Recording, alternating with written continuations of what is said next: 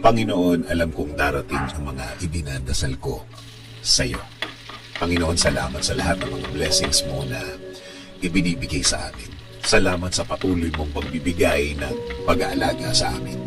Araw-araw na kasama ka ay ang araw-araw na alam namin na we will be provided, Lord.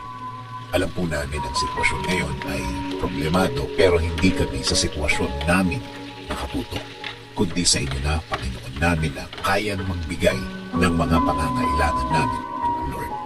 Ikaw na laging tumutulong sa amin, Lord.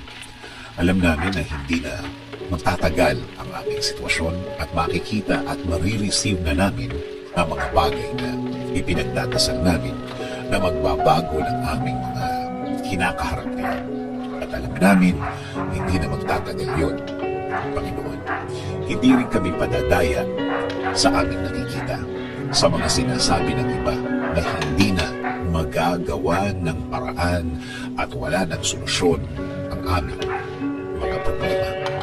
Na ito daw ay mas lalala pa, na ito daw ay mas gagrabe pa, na kahit na daw ano ang gawin namin, ay wala ng pag-asa pang mabago ang mga nasa harapan ko.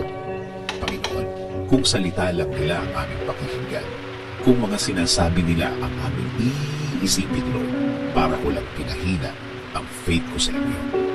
Lord, pangako po, sa inyo lang po kami maniniwala at magtitiwala.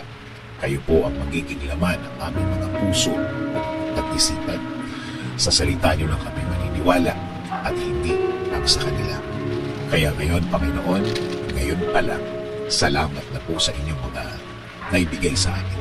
Salamat po sa mga provision mo sa amin. Salamat na sa mga biyaya na ibibigay ninyo, Lord.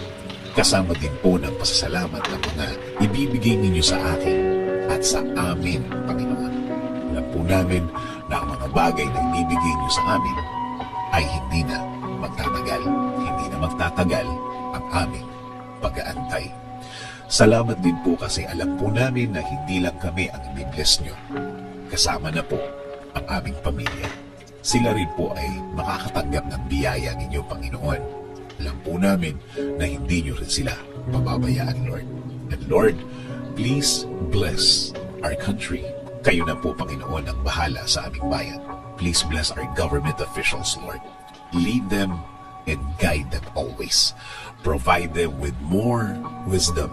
Give them the strength that they need, Lord.